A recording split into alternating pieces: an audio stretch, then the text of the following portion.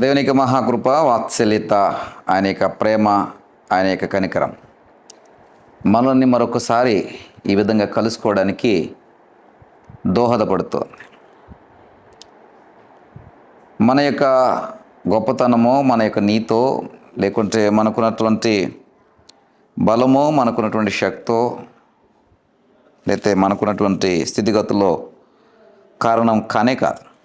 కేవలము ఆయన కృపే, కేవలము ఆయన కనికరమే, కేవలము ఆయన వాత్సల్యతే.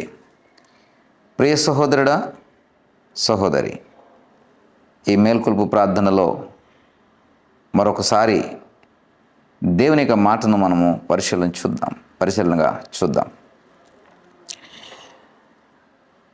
మీరు వేకువన లేచి చాలా రాత్రి అయిన తర్వాత పండుకొనుచు కష్టార్జితమైన ఆహారమును తినుచుండుట వ్యర్థమే. 127వ కీర్తనలో ఒక వండర్ఫుల్ స్టేట్మెంట్ ఇవ్వబడుతుంది. ఏమిటంటే, మీరు వేకువనే లేచి చాలా రాత్రి అయిన తర్వాత పండుకొనొచ్చు. అంటే ఇంకా చాలా ఎక్కువసేపు కష్టపడిపోయి, చాలా శ్రమ పడిపోయి, ఓవర్ టైం డ్యూటీ చేసి, లేకుంటే ఎక్కువ సమయము వ్యాపార కార్యకలాపాల్లో వెచ్చించి ప్రయాసపడిపోతున్నటువంటి స్థితి మనం చూస్తూ ఉంటాం. ఇలాగా ప్రయాసపడుట వ్యర్థమే అని మరి ఈ కీర్తన ద్వారా తెలియచేయబడుతుంది. నేను ప్రతి మేల్కొల్పు ప్రార్థనలో కూడా వేకువజాముననే నిద్ర లేవండి, దేనికి వాక్యం ద్వారా మీ ప్రార్థనా జీవితాన్ని ప్రారంభించండి. ప్రార్థనలు ఉండుట ద్వారా మీ ఆత్మీయ జీవితాన్ని ప్రారంభించండి. ప్రతిరోజును చక్కగా మేలుకరంగా బ్లెస్డ్గా కట్టుకోండి అని నేను ప్రతి మేల్కొల్పు ప్రార్థనలో కూడా చెప్తూ ఉంటాను. ఇక్కడికి వచ్చేటప్పటికి 127వ కీర్తన 2వ వచనం దగ్గరకు వచ్చేటప్పటికి మీరు వేకువన లేచి మరి అనేటువంటి మాట చూస్తున్నా. చాలా రాత్రి అయిన తర్వాత పండుకొనొచ్చు అని చెప్పి చూస్తున్నా. మరి ఇంతసేపు ఇంతసేపు కష్టపడినటువంటి స్థితి అంతా కూడా వ్యర్థమైపోతున్నటువంటి స్థితి అని మరి చెప్పబడుతోంది. ఈ జ్ఞానయుక్తమైనటువంటి మాట మనం ఆలోచన చేస్తే, ప్రతిరోజు వేకువన లేస్తున్నాం. ఇదిగోండి పాస్టర్ గారు, మీ మాటను బట్టి, మీరు చెప్తున్నటువంటి వాక్య పరిచర్యను బట్టి, ఉదయకాలపు ఈ ధ్యానమును బట్టి, మేల్కొల్పు ప్రార్థన బట్టి, 5 గంటలకే మీరు మరి ఈ సహవాసంలోనికి మమ్మల్ని పిలుస్తున్న దాన్ని బట్టి మేము ప్రతిరోజు లేస్తున్నామండి, చక్కగా ధ్యానిస్తున్నామండి, తర్వాత మేము వెళ్ళి పని చేస్తున్నామండి అని చెప్పి మీరు అనొచ్చు. ఎందుకంటే లేచే అనుభవం ఉన్న వారికి ఈ సందేహము లేదా ఈ విధమైనటువంటి ప్రశ్న అడిగే హక్కు ఉంది. అయితే దానికి జవాబు మనం చూసినట్లయితే, యెహోవా ఇల్లు కట్టించని ఎడల దాని కట్టేవారు ప్రయాసం వ్యర్థమే, యెహోవా పట్టణమును కాపాడని ఎడల దాని కావలి కాయవారు మేలుకొని ఉండుట వ్యర్థమే. అంటే నువ్వు వేకువన లేచి చాలా రాత్రి అయ్యే వరకు పనిచేసినా వచ్చినటువంటి కష్టార్జితము వ్యర్థమైపోతుంది అని అంటే, అది యెహోవా యొక్క కృపను లేదా యెహోవా యొక్క అడుగుజాడలలో, యెహోవా యొక్క చిత్తములో, యెహోవా యొక్క ఆలోచనలో, యెహోవా యొక్క జ్ఞానములో, యెహోవా యొక్క ప్రమేయం లేకుండా అది జరుగుతుందా ఒకసారి పరిశీలన చేసుకోవాలి. కాబట్టి వేకువనే లేచి మంచి అలవాటు, మంచి క్రమశిక్షణే. చాలా రాత్రి వరకు పనిచేస్తున్నాం, ఇది ఇంకా మంచి లక్షణం. ఎందుకంటే నేటి కాలంలో శ్రమ పడువారు చాలా తక్కువ, కష్టపడడానికి ఇష్టపడినటువంటి తరమే ఎక్కువగా చూస్తున్నాం. ఎవరికైనా మేము ఇంటర్వ్యూ చేసేటప్పుడు మొట్టమొదటిగా అడిగేటువంటి ప్రశ్న ఏంటో తెలుసా? టైమింగ్స్ ఏంటండి అని అడుగుతారు. ఇలా టైమింగ్స్ ఎవరైతే అడుగుతూ ఉంటారో వారిని నేను రిజెక్ట్ చేస్తూ ఉంటాను ఆ ఇంటర్వ్యూస్లో. వీరు చక్కగా చదువుతారు, వారి యొక్క తల్లిదండ్రులు చదివించిన దాన్ని బట్టో, ఇప్పుడున్నటువంటి మరి ఎడ్యుకేషనల్ సిస్టమ్ చూడండి, అంత శ్రమ పడకుండానే, అంత కష్టపడకుండానే డొనేషన్స్తో చదువుతున్నటువంటి వారు ఉంటారు. తల్లిదండ్రులు కడుతున్నటువంటి ఫీజులను బట్టి కష్టపడకుండా, శ్రమ పడకుండా చదివేస్తూ ఉంటారు. డిగ్రీలు చేత పట్టుకుంటారు, తర్వాత ఉద్యోగాల కొరకు తిరుగుతుంటారు. వీరికి ఒకంత కష్టపడే స్వభావం ఉండదు. ఎందుకంటే తల్లిదండ్రులు మరి అన్నిటినీ వీరికి సమకూర్చడం వలన కష్టము లేదా శ్రమ అనే దానికి వీళ్ళకి అర్థం తెలియదు.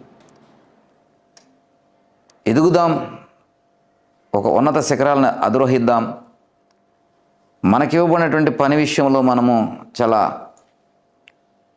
మరి శ్రద్ధ చూపుదాం, దానికి తగ్గట్టుగా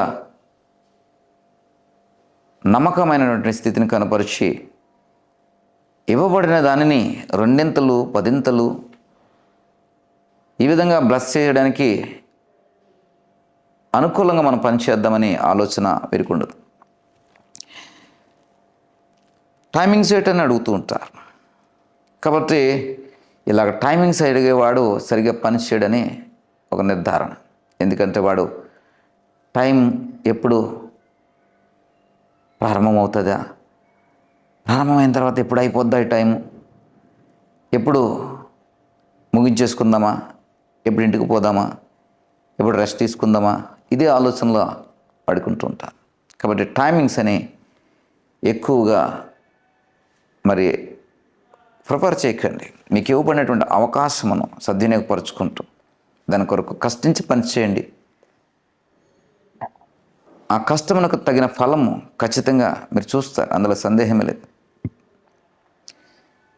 మీకు రావాల్సినటువంటి కూలీ, మీకు రావాల్సినటువంటి జీతము మీ పనికి తగ్గట్టుగానే ఇవ్వబడుతుంది.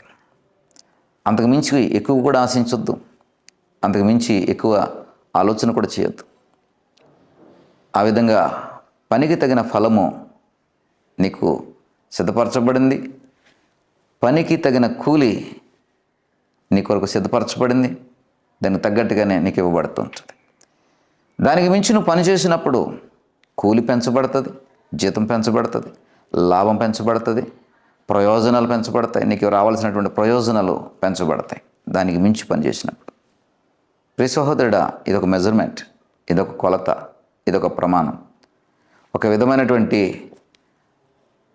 యూనివర్సల్ ట్రూత్ ఇది. కాబట్టి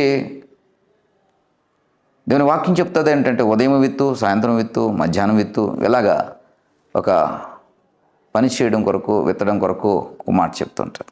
దాని అర్థం ఏమిటంటే ఉదయం, మధ్యాహ్నం, సాయంత్రం అని కాకుండా ఎప్పుడు కూడా పని చేస్తూనే ఉండు. దేవుడు నీకు చక్కటి బలము, శక్తి, ఆయుష్, ఆరోగ్యం ఇచ్చాడు. ఈ బలము ఉంటూ ఉన్నప్పుడే దాన్ని ఉపయోగించాలి.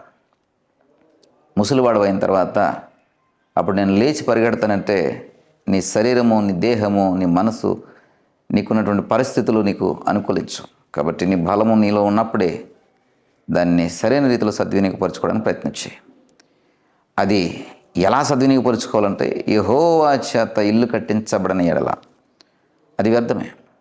అలాగే దేవుని చేత నీ జీవితము కట్టబడకపోతే, దేవుని చేత సరైన క్రమంలో నీ యొక్క బ్రతుకును నిర్మించుకోలేకపోతే, దేవుని యొక్క ఆలోచన ప్రకారము నీ తలంపులు, నీ యొక్క ప్రణాళికలు, నీ పనితీరు, నీ క్రమశిక్షణ, నీ నడవడిక, నీ ప్రవర్తన ఉండకపోతే అది వ్యర్థమే, అది వ్యర్థమే. కాబట్టి ప్రియ సహోదరుడా, సహోదరి, బహుజాగ్రత్తగా నీకు ఇవ్వబడుతున్నటువంటి ఈ వేకువ జాము నుండి చాలా రాత్రి వరకు పనిచేసే స్వభావము, మనసు, కష్టించే స్థితి నీకుందా? మంచిది, దేవునికి స్తోత్రం చెల్లించు.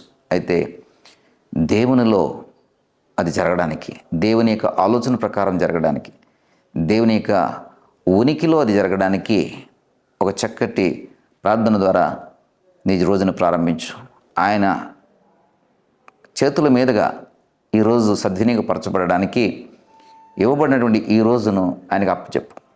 ఆయన చక్కగా కట్టి నీకు ప్రయోజనకరంగా మారుస్తాడు. చిన్న ప్రార్థన చేస్తా. దయగల తండ్రి, కృపగలని దేవా, ఈ సహవాసంలో పాలుపంపులు పొందుకున్న ప్రతి ఒక్క బిడ్డను దర్శించండి, వారి యొక్క కష్టార్జితమును ఆశీర్వదించండి. మీ చేతులకు అప్పగించుకొని తగిన రీతిగా జీవితాన్ని నిర్మించుకునే కృప మీ ద్వారా వారికి కలుగునట్లు మీ కనికరము, మీ కృప, మీ వాత్సల్యత చూపించమని, ఇదిగో ప్రభా, జీవితాల్లో అద్భుతమైనటువంటి కార్యాలు జరిగించమని నా ప్రభువును ప్రియరక్షకుడైన యేసు వారి నామమును బట్టి ప్రార్థించి వేడుకుంటున్నాం పరమ తండ్రి. ఆమేన్.